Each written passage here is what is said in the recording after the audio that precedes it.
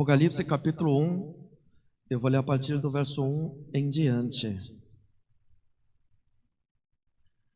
É o último livro dos 66 livros, é o último livro, é Apocalipse, capítulo 1, verso 1 em diante. A palavra, eu vou ler só até o 3. A palavra de Deus diz assim: revelação de Jesus Cristo que Deus lhe deu para mostrar aos seus servos o que em breve há de acontecer. Ele enviou o seu anjo para torná-la conhecida ao seu servo João, que dá testemunho de tudo o que viu, isto é, a palavra de Deus e o testemunho de Jesus Cristo. Obrigada. 3. Feliz aquele que lê as palavras dessa profecia, feliz aqueles que ouvem e guardam o que nela está escrito, porque o tempo está próximo. Amém. Glória a Deus, amém. Saudações a todos com a graça e a paz do Senhor, amém? Amém, glória a Deus. Já cumprimenta o seu irmão do lado? Você está lindo hoje. Como sempre, né? Jesus te ama e eu também te amo. Deus vai derramar uma bênção muito grande sobre a sua vida e sua família, amém? Amém, glória a Deus, amém. Eu estava meditando sobre a palavra e até ontem eu não tinha ideia do que falar para os irmãos. E eu até pensei, acho que eu vou empurrar para o pastor Mateus ou a Heber para pregar. Sim, eles vão pregar sim também. Mas Deus falou, olha, você está pregando um pouco sobre Apocalipse, né? Eu tenho pregado muito pouco sobre Apocalipse. É engraçado, porque toda vez que as igrejas me convidam para pregar, quando eu vou em outras igrejas eu só falo do Apocalipse. Aí eu esqueço que eu não estou falando de Apocalipse aqui na nossa igreja, só falo quando estou lá fora. Daí eu vou procurar, claro, não estou prometendo, mas vou procurar fazer o Apocalipse todo, do capítulo 1 até 22. Eu vou seguindo o Apocalipse, a gente vai analisar a palavra de Deus, porque inclusive eu sempre falo, Apocalipse é um livro muito simples, dá para entender, toda criança dá para entender. Por isso que, mas são revelações, são segredos escondidos. Mas quando nós estamos diante de Deus, principalmente não só Apocalipse, toda a palavra de Deus, é palavra de Deus viva e eficaz. E também tem muitos segredos e mistérios também. Eu sempre digo que tem muitos segredos e mistérios. Segredo, o que é segredo? A palavra de Deus, a maior parte da palavra de Deus é segredo do mundo espiritual. É por isso que os sábios deste mundo, os doutores deste mundo, eles leem e não conseguem entender nada, não conseguem entender absolutamente nada. Quando os doutores deste mundo, eles leem e começam a interpretar, fala cada bobagem, sabe? Que não entende nada do mundo espiritual. Mas, mesmo que você não tenha muito estudo, mesmo aquele que não... Inclusive eu conheço o pastor que ele nunca foi para a escola, não é letrado. Ele aprendeu a ler na Bíblia mesmo, lendo sozinho. Deus ensinou ele. E olha, quando nós estamos na obediência ao Senhor, o Senhor abre o mundo espiritual para nos revelar os segredos. Principalmente o livro de Apocalipse tem muitos segredos e tem muitos mistérios também. Mistérios, nem sempre Deus revela. Mistério, você tem que experimentar. Às vezes você entende o mundo espiritual, o mistério do Senhor, mas às vezes você não consegue explicar direito, né? Por exemplo, orar em línguas é mistério do Senhor. A palavra de Deus diz, na 1 Coríntios, vamos ver rapidamente, 1 Coríntios 14, 2. Ele fala que é mistério. Por isso que muitas vezes a gente tenta explicar, mas não consegue explicar, né? Algumas coisas dá para explicar, mas o profundo de falar em línguas é mistério, não dá para entender, né? 14, 2. 1 Coríntios 14, 2. Ok, vamos ler juntos esse versículo? Todos acharam? Se não achou, está na tela. Vamos ler juntos? Pois quem fala em uma língua não fala aos homens, mas a Deus. De fato, ninguém entende. Em espírito, fala mistérios. Amém. Olha, quem fala uma língua diz que não fala aos homens. Não é para falar para os homens, é somente a Deus. Amém? Então, quando você ora em línguas, você fala, canta, parece doideira, não dá para entender nada. Aí teve um irmão que fala, pastor, nem você entende? Nem eu. Pastor é igual, irmãos. Eu também não entendo bolhufas. Eu não entendo. Claro, tem gente que tem dom de interpretação de línguas, que entende, mas quem não tem esse dom de interpretação, eu ainda estou buscando o meu dom de interpretação. O Senhor não me deu ainda. Mas enquanto o Senhor não me dá, eu não entendo uma palavra do que eu falo. Não entendo nada, mas eu fico horas orando. Por quê? Ele disse que não fala aos homens, não é para os homens, é a Deus. Por isso que de fato ninguém entende. E alguns irmãos falam assim, pastor, eu não estou orando mais em língua porque eu não entendo. Ah, então você está orando bem. É assim mesmo, porque a palavra de Deus diz que ninguém entende. Por quê? Em espírito, você fala em espírito. Em espírito, fala mistério. Você entende isso? Dá para você ter noção do que é isso, mas o que é isso? Não dá para entender. Por isso que é para enganar os sábios deste mundo. Irmãos, as coisas do Senhor, Ele só revela para aqueles que obedecem ao Senhor. Aquele que se torna dependente do Senhor. Aquele que fala, eis-me aqui, Senhor, fala comigo. Eu morri na cruz com Cristo Jesus. E aquele que mata o velho homem e se coloca diante de Deus.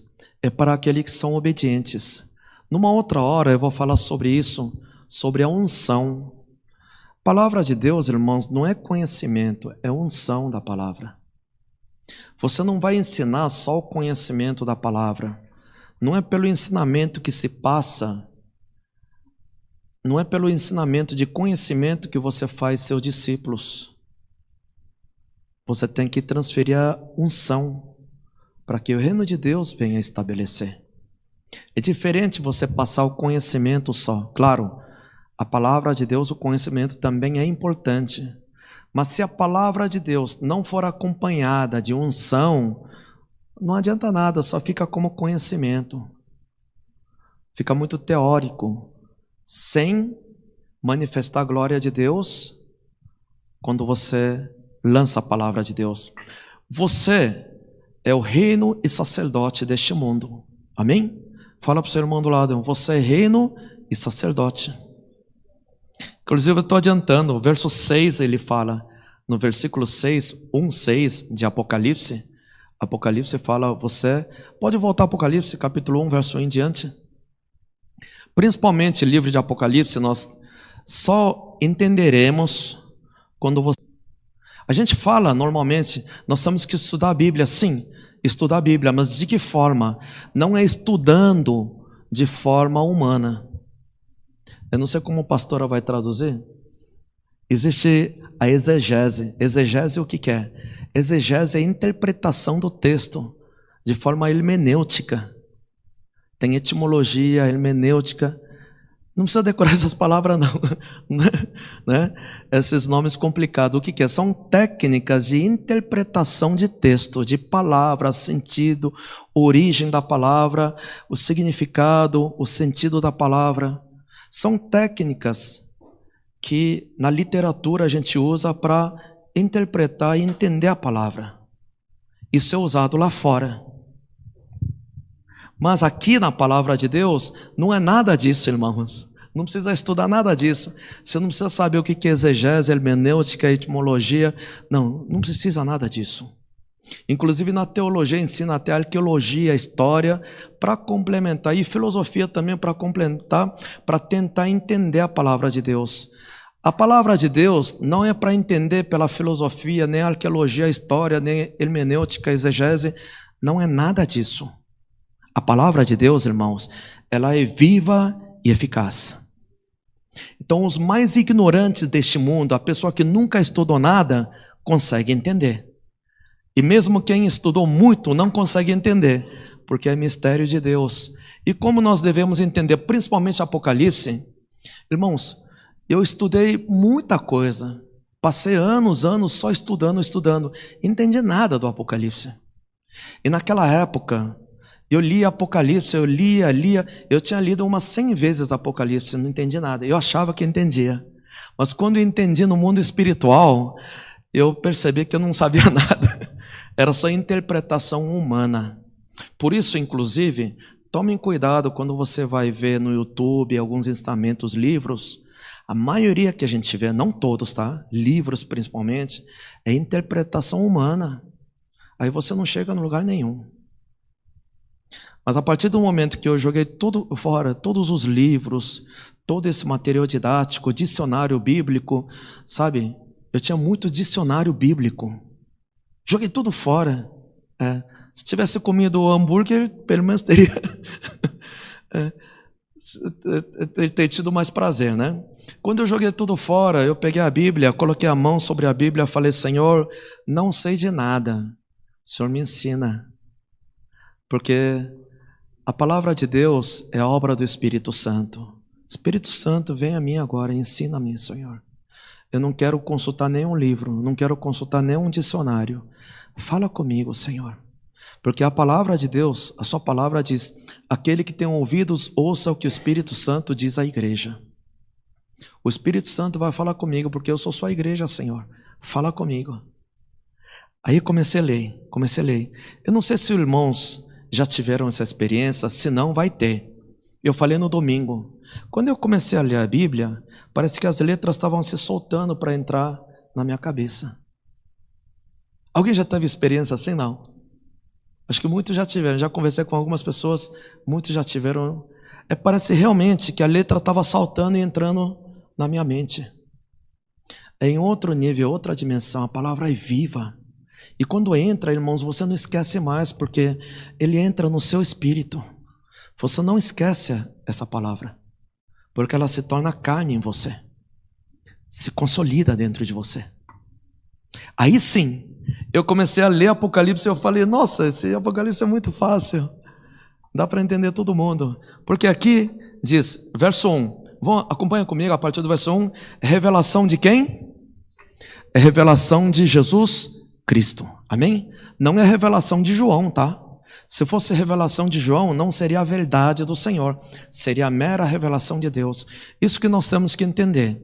Revelação, irmãos, é revelação, não é a verdade, amém?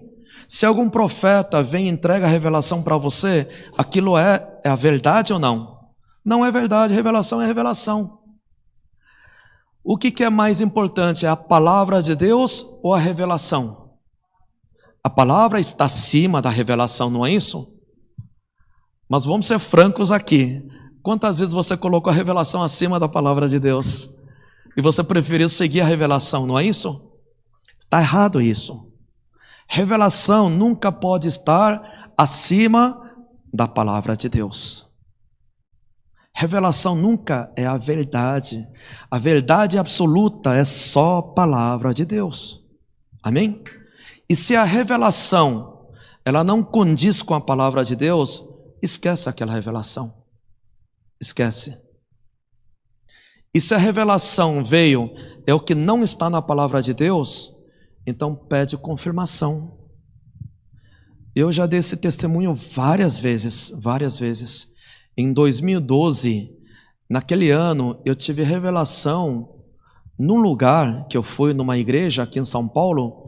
Uma pessoa olhou para mim e falou assim: você vai pregar no Japão? Porque eu fui numa igreja, naquela época eu ficava visitando igrejas, porque eu fazia missão, então eu viajava para fazer missão, e quando voltava eu não tinha igreja aqui, então eu ficava visitando sempre que dava. Claro que não era muito, mas eu ficava visitando. Então eu fui numa igreja, entrei, olhei assim a cara da igreja, eu gostei e entrei. Aí eu estava cultuando, a igreja era um pouco menor que isso aqui. Aí no meio da pregação, o pastor desce lá do púlpito, vem e fala assim: você deve ser pastor ou missionário, porque Deus me mostra você pregando no Japão. Eu falei: amém. Mas se vem de Deus eu recebo, senão eu rejeito em nome de Jesus. Irmãos, quando alguém te entrega uma revelação, nunca aceite ela toda. Você sempre fala assim: Senhor, já que isso não é a verdade escrita, já que é revelação, se isso vem de ti, Senhor, eu recebo. Agora, se isso não vem de ti, Senhor, eu rejeito em nome de Jesus. Mesmo que alguém chegue e fale: você vai ganhar muito, eu estou vendo rio de dinheiro aparecendo na sua vida. Você fala: se não vem de ti, eu rejeito, Senhor, em nome de Jesus. Tem que fazer isso. Amém? Então, primeira vez que me veio essa revelação, eu fiz essa oração: se vem de ti, eu recebo, se não, eu rejeito em nome de Jesus. Mas nessa revelação, na realidade, para mim, veio duas coisas que nós temos que saber analisar. Porque o pastor lá, que eu nunca vi na minha vida, ele disse: você vai pregar no Japão, ele falou.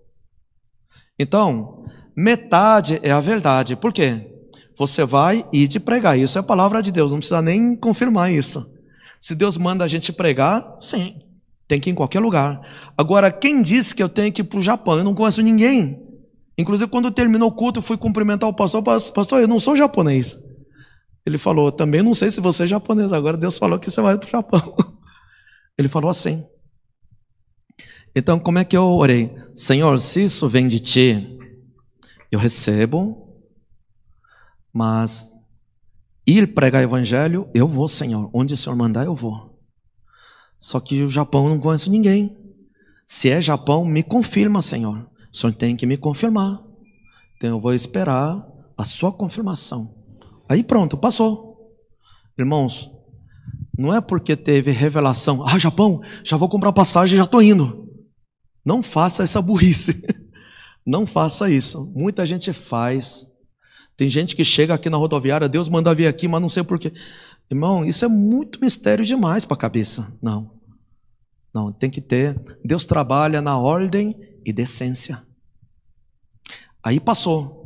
Aí eu até esqueci. Depois de um mês aqui em São Paulo, voltando, eu estava orando e uma pastora olhou para mim e falou: Deus está mandando você para o Japão. Opa, já é a segunda vez. Eu falei: tem certeza? É Japão. Eu falei: mas eu sou coreano. Ela falou: o Japão não tem uma bandeira assim, branca com bola vermelha? Eu falei: é bandeira do Japão. Então é Japão.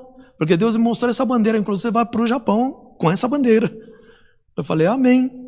E mais uma vez eu orei dizendo: Senhor, se isso vem de ti, eu recebo, senão eu rejeito em nome de Jesus.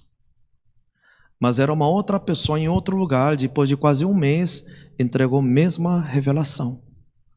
Já está ficando madura a revelação, não é isso?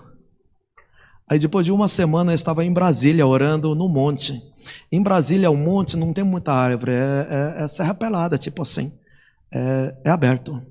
E a gente foi orar de dia com nossos irmãos ali em Brasília. Umas 6 pessoas nós fomos, e quando a gente chegou no monte, era um sábado à tarde, tinha outro grupo de uma outra igreja, tinha umas 20 pessoas de uma outra igreja. A gente encontrou, e uma delas conhecia a pessoa lá. Vamos orar junto, vamos orar. A gente foi orar junto num monte. E lá no monte, chegou uma hora que nós fizemos uma roda, umas 30 pessoas fez uma roda de mãos dadas, a gente começou a orar, e quando terminou a oração, uma pessoa do outro lado da roda, daquela outra igreja que eu não conheço, falou: você, eu? Sim, você vai para o Japão. Lá em Brasília falou. Aí, irmãos, eu comecei a mudar de oração. Eu falei: Senhor, eu já estou convencido agora que eu tenho que ir para o Japão e eu vou, eis-me aqui, eu vou, Senhor. Só que tem um porém: eu não conheço ninguém no Japão, eu não falo japonês. Senhor, abre as portas para mim. Já que o Senhor está mandando ir, e eu tenho que ir, eu sei que tem um monte de missionário lá, mas se eu preciso ir, eu vou. Só que abra as portas para mim, porque eu não vou fazer as malas agora, nem sei para onde é que eu vou. Não vou. Senhor, me confirma. Passou mais um mês. Uma pessoa me liga. Fala assim: você é o pastor Felipe? Sim. Eu estou ligando através de uma amiga que mora em Los Angeles. Que me deu seu telefone para ligar para você. Sim, pois não. Para que é? Ele falou: eu estou com um problema de câncer de fígado. Na realidade, eu sou filho de japoneses eu moro aqui em São Paulo, mas eu estava morando no Japão. Eu tinha ido trabalhar no Japão e ele já estava há uns 10 anos no Japão. E no Japão, lá na cidade de Nagoya, ele constatou, antigamente ele bebia muito, então detectou câncer de fígado. Estava com problema de câncer de fígado. Só que o câncer tinha alastrado tanto que os médicos lá no Japão disseram, olha, não adianta fazer cirurgia, já se alastrou, expandiu pelo intestino, chegou até pulmão, era um negócio assim, falou, não dá mais. Inclusive deu 2 meses de vida no máximo. E ele ficou tão triste no Japão, e ele pensou, pelo menos eu vou morrer do lado dos meus parentes aqui em São Paulo. Então ele veio a São Paulo, estava morando num apartamento em frente a Dante Alighieri, lá na Paulista, perto do Trianon ali, em frente à entrada, é um prédio de frente do Colégio Dante. Ele falou, olha, eu estou muito doente, eu quero que você ore por mim. Amém. Eu fui no apartamento dele, era 4º andar ali. Eu subi, cumprimentei e falei com ele, ele contou toda a história. Eu falei, então vamos orar, eu vou orar por você. Eu falei, você crê mesmo? Ele falou, creio, Deus vai me curar, porque o homem não consegue curar. E inclusive aqui em São Paulo, fez vários exames e os médicos falaram a mesma coisa, não tem mais jeito. E eu orei por ele. E na hora que eu estava saindo do apartamento dele, ele fez questão de me acompanhar no prédio, até lá embaixo, até a porta do prédio. Eu falei, não precisa não, eu posso descer sozinho. Não, eu vou acompanhar você. Aí ele acompanhou, me despediu na porta do prédio, fui embora. No dia seguinte, mais ou menos na hora do almoço, meio-dia, ele me ligou. O nome dele é Jorge. Ele me ligou e falou assim, olha, você sabe por que eu fiz questão de acompanhar você lá embaixo ontem, aqui no prédio? Eu falei, sim, por quê? Porque eu não conseguia descer até embaixo. Eu não conseguia nem andar direito. Mas depois da oração, eu percebi algo diferente em mim. Eu senti que eu poderia descer. E realmente consegui descer e não senti nada.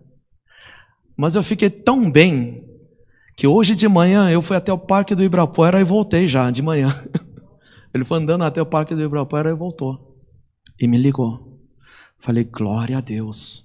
Aí depois ele foi fazer exame no médico, o médico, ninguém acreditou, mas ele estava totalmente curado. O médico falou, você não tem nada. Tanto que ele, no mês seguinte, ele voltou para o Japão, porque ele tinha negócio de escola de sushi, de formação de sushi man, né? Escola de sushi. Ele voltou para o Japão. Glória a Deus. Daí a 2 meses ele me liga lá de Japão, de Nagoya. Ele falou assim, pastor, você tem que vir aqui, sabe por quê? Eu falei com todo mundo aqui, tem 3 igrejas aqui querendo que você venha para orar por eles. Eles estão convidando você. Amém, eu vou. Por quê? Deus já vinha me falando há 3 meses que eu vou para o Japão. E Deus realmente confirmou que eu vou para o Japão. Aí veio o convite lá de Nagoya. Em janeiro de 2013 eu estive lá no Japão, em Nagoya. Irmãos, revelação de Deus nunca é a verdade. Quer dizer, quando vem através do profeta, nós temos que colocar em prova. Não é porque veio a revelação, eu vou ter que ir para a África. Não, para com isso. Não é assim. Inclusive, quando eu tive convite lá do México, na província de Cancún, eu falei que ia, porque as igrejas, tinha 6 igrejas me convidando para ir lá. E eu confirmei. Só que depois eles falaram, olha, nós somos igreja tão pequena, a gente ficou sabendo através dos amigos lá de Montreal, do Canadá, para convidar lá no México. Falei, eu vou. Só que a data foi chegando, e eles falaram, nós somos a igreja pequena, olha, a gente não vai poder mandar passagem para você, tem problema? Eu falei, não, se Deus está no controle, Deus vai providenciar e eu vou. Só que naquela época, realmente, era antes de plantar nossa igreja, financeiramente, eu não tinha condições de comprar passagem. E era no México, eu estava com um missionário colombiano aqui, tradutor também, nós tínhamos que ir em 2 pessoas para o México. E 2 semanas antes de ir para o México, a gente não tinha dinheiro para comprar passagem. Eu até pensei em ligar para eles, olha, a gente não consegue passagem, mas como tem 2 semanas e Deus vai fazer, e a gente estava orando aqui, estava até pensando em contatar alguns empresários, mantenedores, para bancar passagem. Aí nós começamos a orar, Senhor, nós podemos fazer isso? Nós queremos ver quem é que pode nos ajudar a pagar passagem de 2 pessoas para o México para fazer a obra. Quando a gente começou a orar, não deu nem 30 segundos, Deus falou, para de orar. Para de orar. Falei, por que, Senhor? Aí Deus falou, você vai ficar pedindo dinheiro? Você não é mendigo, você é filho do rei. Você vai ficar mendigando dinheiro? Eu falei, eu sei, mas a data está chegando, o tempo está próximo, e a gente está com compromisso, a gente não pode furar o compromisso, e a gente está sem dinheiro, Senhor. Deus falou, deixa comigo. Não sou eu que estou no controle? Amém, amém. No dia seguinte, um homem me liga, um empresário me liga, ô, você está fazendo aí? Vem tomar café amanhã de manhã na minha casa. Eu fui tomar café na casa dele. Aí ele conversou, falou de tudo, menos de obra, nem nada. Ele era um diácono de uma igreja. Fazia quase 1 ano que eu não conversava com ele. Aí depois de tomar café, ele falou, olha, eu vou no quarto me trocar porque eu preciso sair, tá? Eu falei, tá bom, né? Você está na sua casa, fica à vontade, né? Ele foi pro quarto, trocou roupa. Ah, eu estou saindo, vamos sair? Eu falei, tá bom.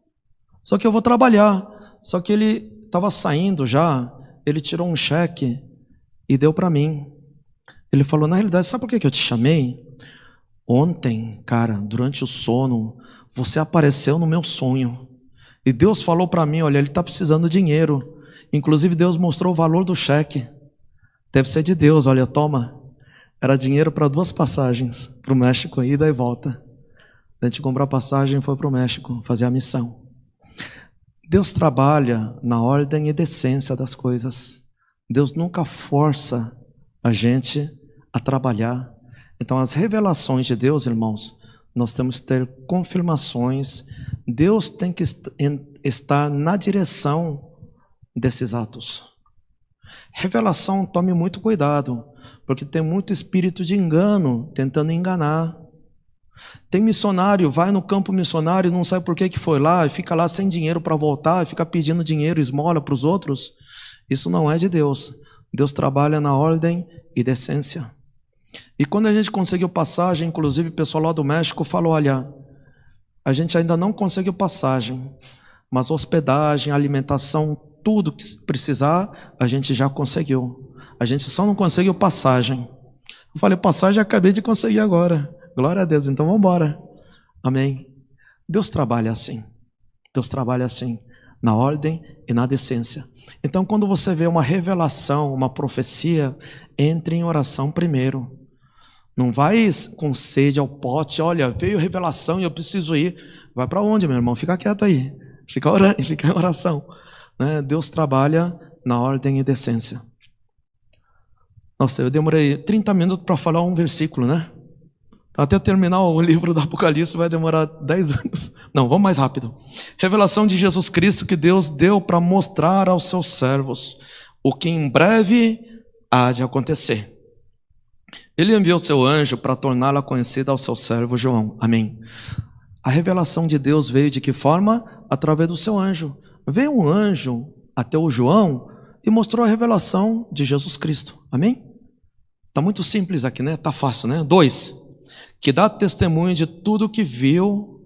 Ou seja, ele fala, olha, eu vou dar o testemunho de tudo que Deus me mostrou. Tudo que Deus revelou, eu vou dar testemunho de tudo. Que é a palavra de Deus e o testemunho de Jesus Cristo. É testemunho de Jesus Cristo que João está falando a todos. 3. Feliz aquele que lê as palavras dessa profecia. Feliz aqueles que ouvem e guardam o que nela está escrito, porque o tempo está próximo. Amém. Aqui diz, feliz, bem-aventurado aquele que lê as palavras dessa profecia, que ouve e que guarda o que está escrito neste livro. Então, feliz aquele que lê, ouve e guarda o livro do Apocalipse. Amém? Amém? O irmão é feliz agora ou não? Pelo menos está ouvindo o Apocalipse. Então ele fala para o seu irmão do lado: irmão, seja mais feliz e leia mais o Apocalipse. Nós temos que ouvir mais o Apocalipse e guardar o que nela está escrito. Nós temos que divulgar muito a palavra do Apocalipse, principalmente agora, está fim. Ah, mas sempre falou que está no fim. Na realidade, depois a gente vai ver, o começo do fim aconteceu desde a criação do mundo. Se a gente for ver pela eternidade, no mundo kairos, no mundo espiritual, o início do fim aconteceu em Gênesis, porque começou a fazer contagem regressiva.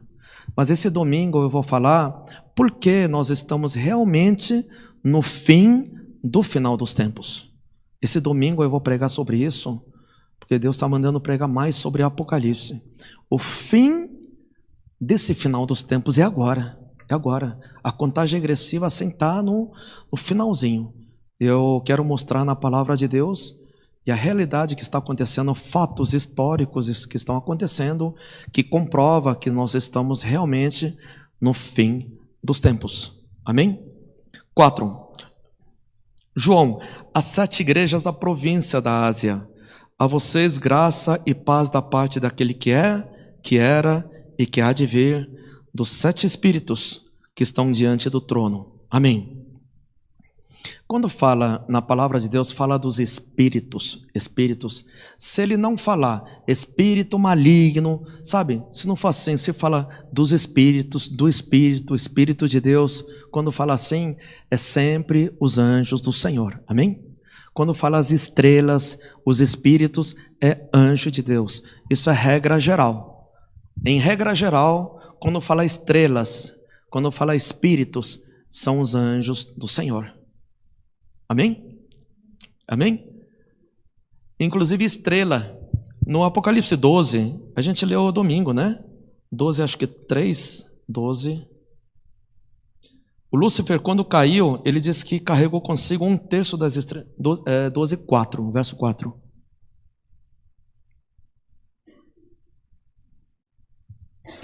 A sua cauda arrastou consigo 1/3 das estrelas do céu. Quando fala assim, o Lúcifer, quando foi expulso do reino de Deus, ele arrastou consigo 1/3 do quê? Dos anjos do céu. Quando fala estrela, assim, espíritos são anjos, tá? São anjos. Então, voltando aqui fala, as 7 igrejas, no verso 4, né? Apocalipse 1:4, as 7 igrejas da província da Ásia, a vocês graça e paz da parte daquele que é, que era, que há de vir, dos 7 espíritos que estão diante do seu trono. Então existe trono de autoridade, não só tem 7 espíritos, tem milhões de anjos em volta do trono de Deus. Mas esses 7 espíritos, 7 anjos, são anjos querubins, anjos maiores, anjos que têm 7 asas. Então, através desses anjos, Deus está dando testemunho para as igrejas da Ásia, né? O nosso Senhor é o que era, que é e há de ser, né? E há de vir. Ele sempre foi mesmo ontem, hoje e sempre será. No livro de Hebreus, acho que 13:8 fala sobre isso. Hebreus, pode colocar para a gente? Hebreus 13:8.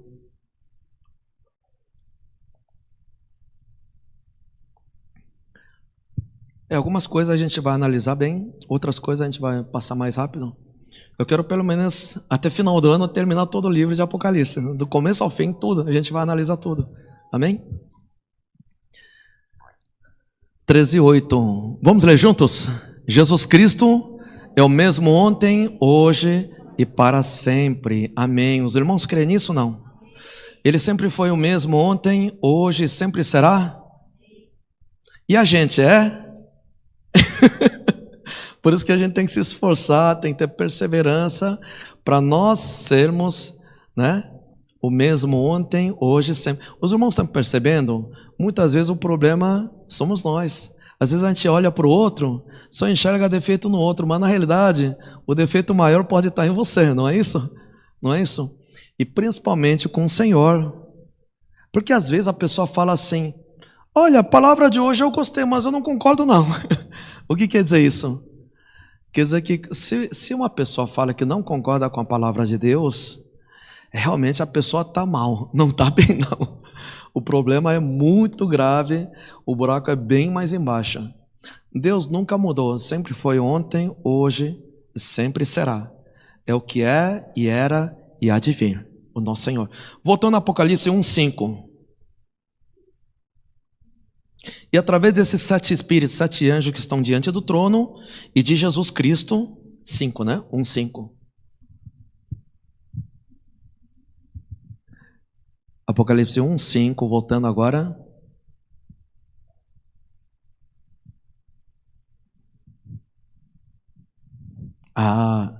Nossa, 5, voltou. E de Jesus Cristo, né? Que estão diante do seu trono, e de Jesus Cristo, que é a testemunha fiel, o primogênito entre os mortos e o soberano dos reis da terra. Por enquanto até aí. Isso quer dizer o quê? Que Jesus Cristo é a testemunha fiel. O próprio Jesus é a testemunha fiel. Ele é o primogênito entre os mortos. Amém? A gente viu isso domingo passado também, né? Ele veio para experimentar a morte aqui. Por quê? Para mostrar a vida eterna e a ressurreição. Ele foi o primeiro fruto da ressurreição. Então, primogênito dentre os mortos e de ressurreição na realidade. E nós temos que seguir o caminho do Senhor, porque Ele é o caminho, a verdade e a vida. Então, seguindo Jesus, mesmo que nós morramos, nós viveremos. Porque Ele morreu e viveu, né? E soberano dos reis da terra. Aqui está falando que Jesus Cristo, Ele é soberano dos reis da terra. Quem são esses reis da terra? Quem são? Quer dizer que tem vários reis aqui da terra, e Ele é soberano de todo o rei, é isso? Quem são esses reis e rainhas? Quem são esses reis? Você está desconfiando de alguém? Não. Sim, somos eu e você, nós, filhos de Deus, amém? Você é o rei e a rainha. Fala para o seu irmão do lado, você é o rei, você é a rainha. É você, Deus está falando de você, amém?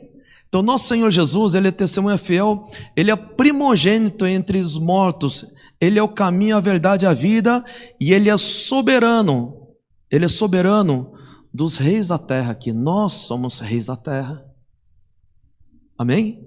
Inclusive no mundo espiritual nós somos reis e rainhas. Deus nos colocou na posição mais alta, como reis e rainhas nesse mundo.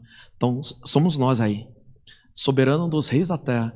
Ele nos ama e nos libertou dos nossos pecados por meio do seu sangue. Ele nos constituiu reis e rainha, porque Ele nos ama em primeiro lugar. Ele nos amou em primeiro lugar e nos libertou dos nossos pecados por meio do seu sangue. Amém? Deus nos amou antes da formação deste mundo. Nós nem conhecíamos a Jesus, mas Ele nos amou primeiro. Vamos ver rapidamente no livro de Romanos, acho que é 5:18, fala sobre isso. Não. 5:8, Romanos 5.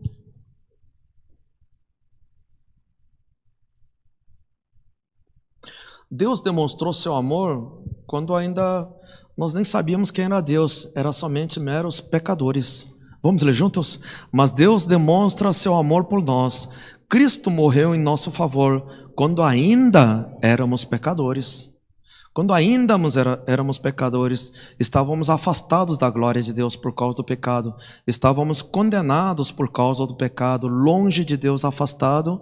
E Ele morreu na cruz, quando ainda nós éramos pecadores, afastados da glória de Deus. E assim Ele demonstrou o seu amor por nós. Ele morreu por nós, quando nós nem conhecíamos a Ele. Vamos voltar ao Apocalipse 1:5, né? A gente estava lendo.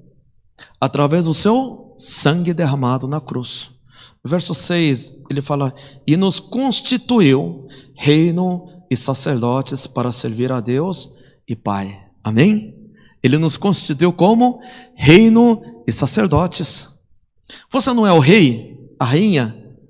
O rei e a rainha não tem que ter seu reino? Então, é reino, nós somos o reino. Mas que reino é esse? Que reino é esse? É o reino de Deus. Estabelecido o reino de Deus. Em que momento nós temos? Você tem reino? Você tem reino? Cadê seu reino? Cadê? Cadê o reino? Quando nós recebemos o poder do Espírito Santo, quando nós somos batizados pelo Espírito Santo, o reino de Deus se estabeleceu em mim. Por isso a palavra de Deus diz: o reino de Deus está em você. Porque quando nós somos batizados pelo Espírito Santo, o poder do reino de Deus, que é o Espírito Santo, vem habitar em nós. Os irmãos estão entendendo isso? Por isso que uma pessoa, onde as pessoas são batizadas pelo Espírito Santo, está sendo formado o reino de Deus naquele lugar. Amém? Por isso que você é o reino de Deus. Porque você recebeu o Espírito Santo, você foi batizado pelo Espírito Santo. Venha até o reino e seja feita a sua vontade, assim na terra como no céu. Isso que eu estava falando quando eu estava orando, a oração dominical. Venha até o reino. Esse reino veio quando? No dia do Pentecoste. Desde o Pentecoste veio o reino de Deus sobre nossas vidas. Por isso até hoje, quando nós evangelizamos, quando ministramos o batismo do Espírito Santo, você está estabelecendo o reino de Deus naquele lugar, naquela pessoa. Eu vou contar um segredo do mundo espiritual. Sabe qual é o maior galardão lá no reino de Deus? Quando você faz a obra de Deus, você obedece a palavra de Deus, Deus recompensa com um galardão, não é isso? Com um prêmio lá no céu, não é isso? Inclusive, se você der até um copo de água fria, né, Sofia? Sempre traz um copo de água fria, o profeta tem galardão de profeta. Ela é muito esperta. Ela não deixa ninguém trazer copo de água, só ela traz. Ela tem bastante galardão de água. Você vai ter um monte de galão de água lá no céu, tá? A palavra de Deus diz, isso quer dizer o quê? Deus vai se lembrar, recompensar lá no céu. Tudo que você faz. Inclusive, se você vê um lixo aqui, é um local que nós adoramos o Senhor. Você quer zelar, você quer arrumar as cadeiras aqui, as pessoas que servem almoço, o pessoal que trabalha no som, no louvor, tudo, na portaria, tudo. É obra para o Senhor, não é isso? Tudo isso é convertido em galardão no reino de Deus. Mas qual é o maior galardão no reino de Deus? Qual é o prêmio maior lá no reino de Deus? Qual que é? Alguém pode dizer? Chuta, entre a gente aqui pode errar. Só não vai errar lá fora, aqui a gente pode errar. Qual é o maior galardão? Uma coisa que você faz e que Deus te galardoa? Hein? Ganhar almas. Ganhar almas. Evangelismo é ganhar almas. Inclusive, ganhar uma vida, uma alma, é mais galardão que 1 milhão de copos de água, profeta. Não que isso não valha nada, mas assim, para a gente entender em proporção, sim, tudo é obra de Deus, mas ganhar alma, o Senhor, é o maior galardão no reino de Deus, amém?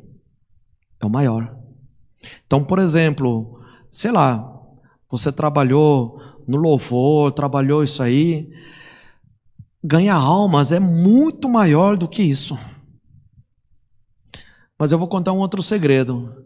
Existe outro galardão, tipo, quase 50, 100 vezes mais do que ganhar alma.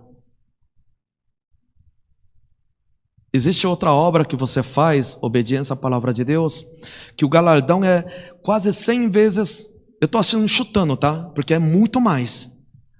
Vamos supor que seja 100 vezes mais do que você ganha alma. O que é isso? Hein? Obediência? Não, tudo é obediência, né? Tudo é obediência. O que é? Muito mais do que você ganhar uma alma, você evangelizar e ganhar alma. Qual que é? Hein? É? Ah, sim, testemunho de Jesus, sim, para ganhar almas. Mas um ato que, mais do que ganhar alma, mais que evangelizar, mais que... Entre toda a obediência, existe um que o galardão dá um salto para cima. Ah, tá. Não, ele falou um negócio muito interessante. Tem outra coisa mais do que evangelizar. É aquele que semeia no ministério de evangelização, de missão. Aquele que semeia, o galardão é um pouco mais até do que aquele que evangeliza na frente, no campo. Mas assim, a diferença não é tão grande assim. Mas tem um que é tipo 10, 20, 100 vezes mais do que evangelizar. O que é isso? Sungão já aprendeu, esqueceu, né? Menino, esqueceu. Quem teve aula comigo aprendeu, mas esqueceu. O que é? O que o galardão é tipo 50 vezes mais do que evangelizar, de enviar, de semear na obra? Amar o próximo. Mas amar o próximo é tudo, né? Perdoar. Amar o próximo, perdoar, na realidade é menos do que evangelizar, porque você não evangeliza se realmente não ama. Chega de fazer mistério, né? Vocês querem saber? Não. Aí entra os comerciais, é o próximo capítulo? Não, aqui não é televisão, então não vai ser isso não. Eu vou falar direto, sim. É batizar no Espírito Santo. Sabia que era isso. A gente sabia. É batizar no Espírito Santo. Batizar no Espírito Santo é estabelecer o reino de Deus naquela pessoa. É como se fosse plantar uma igreja espiritual. É o reino de Deus estabelecido na pessoa. É o poder do reino de Deus vindo na pessoa. Recebereis o poder quando descer o Espírito Santo sobre você. Coloca pra gente Atos 1:8. Atos 1:8. Recebereis o poder quando o Espírito Santo descer sobre vocês e sereis minhas testemunhas, tanto em Jerusalém, Judéia, em toda a Judéia, Samaria, até os confins da terra. Então, receberão o quê? O poder do reino de Deus, quando o Espírito Santo descer sobre vocês. Quando o Espírito Santo descer sobre você e você for batizado no Espírito Santo, o poder do reino de Deus estabeleceu em você. Por isso que a palavra de Deus diz, o reino de Deus está em vós, está em você. Isso acontece quando você ministra batismo do Espírito Santo, é estabelecido o reino de Deus na sua vida. E quando você ministra nas pessoas, além de evangelizar, você batizar no Espírito Santo, você estabeleceu mais um reino de Deus nesse mundo de trevas. Principalmente nesse tempo do Espírito Santo, é o maior galardão. Claro, a gente não está só buscando caça-níquel, galardão, não é isso. Isso quer dizer, a maior vontade de Deus sobre nossas vidas é quando nós estabelecemos o reino de Deus, é fazer estabelecer o reino de Deus através do batismo do Espírito Santo. Por isso que o diabo persegue principalmente o que Deus quer que nós façamos. O que Deus mais quer de nós é batizar no Espírito Santo. E qual é a consequência de batizar no Espírito Santo? Qual é o sinal que aparece na pessoa quando é batizado no Espírito Santo? Qual é o sinal? Falar em línguas. Por isso que tem gente que odeia quando a gente fala em línguas. É a maior arma do diabo. O diabo, ele teme quem ora em línguas. Ele não teme o religioso que vai para a igreja bonitinho toda semana, não. O diabo tem medo daqueles que oram em línguas, porque é estabelecido o reino de Deus. O poder de Deus está nele. Por isso que a perseguição é maior. Depois eu vou falar sobre isso. Aquele espinho na carne do apóstolo Paulo não era doença, não. É a perseguição. É disso que ele está falando. A perseguição é muito grande, porque o Paulo, mais do que ninguém, estabelecia o reino de Deus. Os apóstolos estabeleciam o reino de Deus. Essa é a maior vontade de Deus nesse tempo do Espírito Santo, nesse tempo da graça, que está vindo agora, o tempo da justiça, que está acabando esse tempo agora. A maior obra que nós podemos fazer diante de Deus, além de evangelizar, é estabelecer o reino de Deus. De que forma? Batismo do Espírito Santo. Por isso que quem acompanha o nosso trabalho, quando a gente vai pregar em outras igrejas, a pessoa que acompanha sabe, né? Toda vez a gente ministra o batismo do Espírito Santo. É o que Deus quer de nós. É o que Deus quer das igrejas hoje. É o mandamento de Deus agora para as igrejas nesse tempo do Espírito Santo. Amém? Voltando agora a Apocalipse 1, onde que nós estávamos? 6, né? Porque ele nos constituiu reino e sacerdote. O sacerdote o que é? aquele que levava a palavra, aquele que ministrava, não é isso? Hoje, irmãos, depois que o véu se rasgou de cima a baixo, todos nós somos sacerdotes do Senhor. Amém? Por isso que antigamente as pessoas tinham que chegar a Deus através do sacerdote, para o sacerdote oferecer o holocausto para o Senhor, para que seu pecado seja redimido, não é isso? Então o sacerdote era intermediário que tinha ligação direta com o Senhor. Qualquer semelhança é mera coincidência hoje, né? Tem religião, tem igrejas que fazem isso. Você tem que confessar o padre para... Não precisa.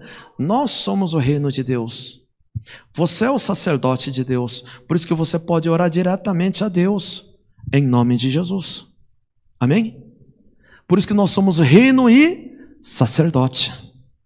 Fala para o seu irmão do lado dele, não esquece isso, irmão. Você é reino e você é sacerdote. Existe o sacerdócio real em nossas vidas. Nós somos o reino e sacerdotes. Amém? Você é o reino de Deus. Claro, antes, lá no livro de Salmo diz, eu levanto os meus olhos para o monte, de onde vem meu socorro? De onde virá o Senhor? Antigamente tinha que esperar o Senhor vir. Só que no Novo Testamento, Jesus, nosso Senhor Jesus diz, onde estiver 2 ou mais pessoas em meu nome, também estarei aí. Amém?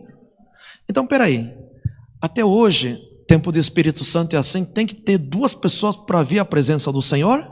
E quando você está sozinho? Vem a presença do Senhor ou não? Sim, porque você é o reino, você é sacerdote. Então hoje, mesmo quando você está sozinho, quando você fala, Senhor, abre o céu e vem a presença do Senhor, porque você é a morada do Espírito Santo. Então você não precisa de ninguém na realidade. Quer dizer, então não preciso mais para a igreja. Não é isso. A presença do Senhor está onde você está, porque você é o reino, você é sacerdote. Isso que nosso Senhor Jesus está dizendo aqui. Ele nos tornou reino e sacerdotes para servir a Deus Pai. Amém? Vamos ler junto esse versículo de novo? E nos constituiu reino e sacerdotes para servir a Deus e Pai. A Ele sejam glória e poder para todos sempre. Amém. Amém. Glória a Deus. É que essa primeira parte está falando sobre a glória, a doxologia, essas coisas. Então, cada palavra tem um significado muito profundo, sim. Depois a gente vai mais rápido isso aí. Então, em um dia dá para ir 2 capítulos, 3 capítulos, mas hoje a gente vai ficar mais no primeiro capítulo mesmo, porque tem muita profundidade na mensagem de Deus. Ele quer saber, Ele quer lembrar da sua identidade. Ele quer deixar bem claro quem você é diante de Deus. Porque para você se preparar como noiva de Jesus, nesse fim dos tempos, primeiro você tem que saber quem você é. E muita gente fala, não, eu não sou nada. Que não é. O inimigo está falando isso para você. Você é o reino, você é sacerdote. E Deus está em você. O reino de Deus está em você. Mais uma vez, fala para o seu irmão do lado, o reino de Deus está em você. Você é o reino de Deus. É o reino de Deus. Glória a Deus. 7. Eis que ele vem com as nuvens, e todo olho verá, até mesmo aqueles que transpassaram, e todos os povos da terra se lamentarão por causa dele. Assim será. Amém. Porque o Senhor vai vir nas nuvens, e todo olho verá. Todas as pessoas vão ver, né? 8. Eu sou alfa e o ômega, diz o Senhor Jesus. O que é, o que era e que há de vir, o Todo-Poderoso. O que quer dizer isso, alfa e ômega? Antigamente a gente tinha um carro chamado ômega, né? Não. O que quer dizer isso? É o primeiro e o último, né? Porque no alfabeto grego, que o Novo Testamento foi escrito em grego. Então, no alfabeto grego, a primeira letra é alfa, a alfa, beta, gama, delta, aí vai, né? Então, a primeira letra é alfa e a última letra é ômega. Então, ele está dizendo, eu sou o primeiro e o último. Eu criei o mundo e o fim do mundo está sob o meu poder. É isso que Deus está dizendo. Eu sou o início ou o fim. Eu sou o começo e o fim. Eu sou alfa e ômega. É nesse sentido, né? Então, por isso que Deus está dizendo, olha, Deus tem poder, porque Ele é o começo, Ele é o início, Ele é o fim. Deixa eu pegar só essa parte para a gente encerrar. 9. Eu, João, irmão e companheiro de vocês no sofrimento, no reino e na perseverança em Jesus, estava na ilha de Patmos por causa da palavra de Deus e do testemunho de Jesus. Aqui ele está falando, indiretamente, ele fala: eu, João, irmão e companheiro de vocês. Sim, João é o nosso irmão e companheiro. Companheiro nosso em quê? Na alegria? Ele fala o quê? No sofrimento. Né? Isso quer dizer, sofrimento faz parte de nossa vida. Né? Pode colocar para a gente rapidinho, João 16, 33. João 16, 33. Olha, se você quer seguir a Deus e não quer sofrimento, na realidade isso não faz parte, porque esse mundo é de trevas. E se você quer andar na luz do Senhor, sempre vai ter perseguição. Amém? Vamos ler juntos? João 16, 33. Eu lhes disse essas coisas, para que em mim vocês tenham paz. Neste mundo vocês terão aflições, contudo tenham ânimo. Eu venci o mundo. Amém. O Senhor já passou por isso, já venceu. Por isso ele está falando no sofrimento. Voltando agora, Apocalipse 1:9, no sofrimento, no reino e na perseverança em Jesus. Ele fala 1:9, sofrimento no reino e na perseverança em Jesus. Nós temos que perseverar. Por isso que o livro de Romanos, Gálatas, sempre fala na perseverança, tem que resistir, tem que ter paciência e perseverança. Qual a diferença entre paciência e perseverança? Paciência é você esperar pacientemente, perseverar é você continuar tentando, perseverar, né? Então sempre tem que avançar, perseverança em Jesus. Estava na ilha de Patmos, o que é isso? Na realidade, nesse tempo, quando ele escreveu, só para a gente entender contextualmente, ele estava preso numa prisão domiciliar. Por causa do evangelho do Senhor, outros apóstolos foram martirizados, mortos, cerrados ao meio, crucificados ao contrário que não Pedro. Todos foram martirizados e morreram. E o João, o discípulo João, era a caçula da turma. Então ele aqui, provavelmente já estava com mais de 80 anos de idade, quase 90 anos de idade. Ele estava na ilha de Patmos. Essa ilha fica na Mesopotâmia, ali no mapa mundi, na Europa, um pouco abaixo da Itália ali tem uma ilha chamada Patmos. Então ele estava preso na ilha de Patmos. Ele não poderia sair de lá. Então ele ficou até a sua morte lá. E ali, um pouco antes de ele vir a falecer, o Senhor deu essa revelação ao João, ao velhinho que estava lá. Então estava na ilha de Patmos. Por que ele estava lá? Por causa da palavra de Deus. Por causa do evangelho, da perseguição, ele estava preso lá, né? E do testemunho de Jesus. Então, por isso que ele estava lá. Ele escreveu na ilha de Patmos. Então, quando vê essa revelação, inclusive isso é importante entender. Depois, no capítulo 4 em diante, eu vou explicar por que isso é importante. Porque muita gente confunde. Porque tem que saber onde estava o João quando recebeu a revelação. Isso é muito importante. Depois a gente vai ver no decorrer da palavra de Deus. A gente tem que ver isso. Na realidade, muitas igrejas se dividiram por causa disso também. Por não saber onde João estava quando Deus revelou. Porque esse detalhe também é muito importante. Então, até aí, João estava na ilha de Patmos. Por causa da palavra de Deus e do testemunho de Jesus. 10. No dia do Senhor achei-me no Espírito, ouvi por trás de mim uma voz forte, como de trombeta. Ele começou a ouvir a voz forte, como de trombeta. 11. Que dizia: escreva num livro o que você vê e envie a estas 7 igrejas: Éfeso, Esmirna, Pérgamo, Tiatira, Sardes, Filadélfia, Laodiceia. Essas igrejas eram igrejas plantadas pelo apóstolo Paulo naquela época, na província da Ásia, e realmente existiam essas igrejas sim. Até hoje existem o resquício na história, onde eram essas igrejas, e Deus mandou escrever a carta para essas igrejas. Ou seja, é a mensagem para as igrejas. Hoje, é como se Deus falasse: olha, escreva a carta para a igreja Jesus para as Nações, igreja JPN lá no Bom Retiro, em São Paulo. Então aqui, essa carta é para nós aqui. A gente vai analisar essa carta como se fosse para nós mesmo, né? 12. Voltei-me para ver quem falava comigo.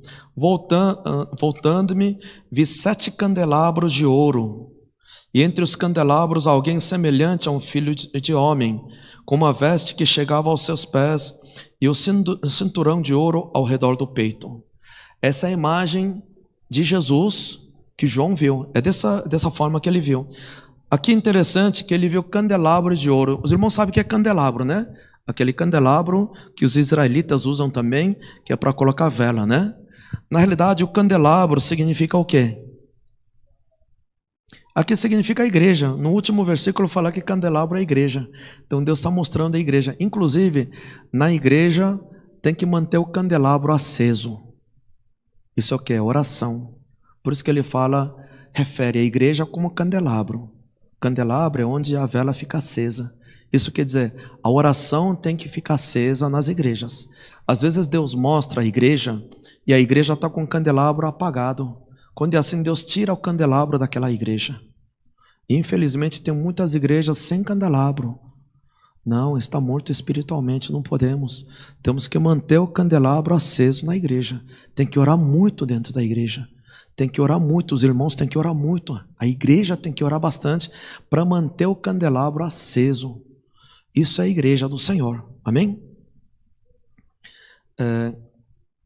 13. E entre os candelabros, alguém semelhante a um filho de homem, com uma veste que chegava aos seus pés e um cinturão de ouro ao redor do peito. 14. Sua cabeça e seus cabelos eram brancos como a lã, tão brancos como a neve, e seus olhos eram como chama de fogo. Seus pés eram como bronze numa fornalha ardente, e sua voz como o som de muitas águas. Uau, glória a Deus! Imagina, mas é exatamente a descrição de João, o que ele ouviu, o que ele viu, ele escreveu do jeito que ele viu aqui. É desse jeito que ele teve a revelação. 16. Tinha em sua mão direita 7 estrelas. O que era a estrela? Os anjos. Quando fala estrela, são os anjos, tá? E da sua boca saiu uma espada afiada de 2 gumes. Espada a gente sabe, né? No livro de Efésios 6:17 fala que a espada é a palavra de Deus. Então Jesus, quando falava, mostrava como espada de 2 gumes saindo da boca dele, que é a palavra de Deus, né? E sua face era como o sol quando brilha em todo o seu fulgor. Uau! Inclusive na revelação, Jesus se mostra na revelação sim. Tem gente que já viu Jesus várias vezes, só que ninguém consegue ver o rosto dele, porque a luz da glória de Deus é tão forte, mas tão forte, que não consegue ver. Até porque Jesus não mostra, porque se alguém vê o rosto de Jesus, já vai sair pintando e sair vendendo por aí, né? Então, Jesus não se revela o rosto dele, ele não se revela a ninguém. Vamos só terminar capítulo 1, 17. Quando o vi, caí aos seus pés como morto. Então ele colocou sua mão direita sobre mim e disse: não tenha medo, eu sou o primeiro e o último. Sou aquele que vive. Estive morto, mas agora estou vivo, para todo sempre. E tenho as chaves da morte e do Hades. Hades o que é? Hades é a porta do inferno. Hades é a porta do inferno. Às vezes a Bíblia fala como abismo, Sheol, trevas, é porta do inferno. Isso quer dizer o quê? Quem que manda no inferno? Quem é autoridade no inferno? É Jesus. Que às vezes a pessoa acha que quem é autoridade no inferno é o Satanás. Não, ele é o maior prisioneiro, é o Fernandinho Beiramar ali, é o maior prisioneiro. E quem é autoridade no inferno é o Senhor, é Deus que comanda lá. Ele tem a porta do Hades. Por quê? Ele venceu a morte. Venceu a morte, então a chave do inferno está nas mãos do Senhor. Por isso que todas as coisas do céu, da terra, debaixo da terra, se curvaram ao nome de Jesus. Ele é autoridade, ele é o poder e autoridade em todos os lugares, né? 19. Escreva, pois, as coisas que você viu. Escreva. Por isso que ele escreveu Apocalipse, né? Tanto as presentes como as que acontecerão. 20. Esse é o mistério das 7 estrelas que você viu. Eu falei que tem segredo e mistério, né? Às vezes Deus revela segredo e mistério, né? Esse é o mistério das 7 estrelas que você viu em minha mão direita e dos 7 candelabros. As 7 estrelas são os anjos, e as 7 igrejas, os 7 candelabros, são as 7 igrejas. Amém. Amém. Na realidade, o Apocalipse é um livro muito fácil, ele até fala tudo. E depois vai aparecer muitas águas, cidades sobre as águas, mas ele explica, as águas são cidades, são povos. Ele fala tudo isso. Então, quando a gente vê a palavra de Deus, Senhor, eis-me aqui. É como eu sempre costumo dizer, Bíblia é o único livro no mundo que qualquer pessoa que lê, o seu autor está do seu lado. Amém? Amém? Você crê que quando você lê, o autor está do seu lado? Sim, sim. O Espírito Santo está do seu lado. Então você pergunta para o Espírito Santo. Se você não entendeu, o Senhor me ensina. E Deus vai ensinar. Deus vai falar com você. Amém? Eu quero continuar pregando Apocalipse, principalmente agora no fim dos tempos, agora, mais da palavra de Deus. E aqui, mais uma vez, Deus nos deu a nossa identidade. Nós somos reinos e sacerdotes. Nós temos o pecado redimido. Nós somos filhos de Deus. Nós somos reis da terra. Nós temos que sempre lembrar que nós somos reis da terra. Você não vai cair facilmente.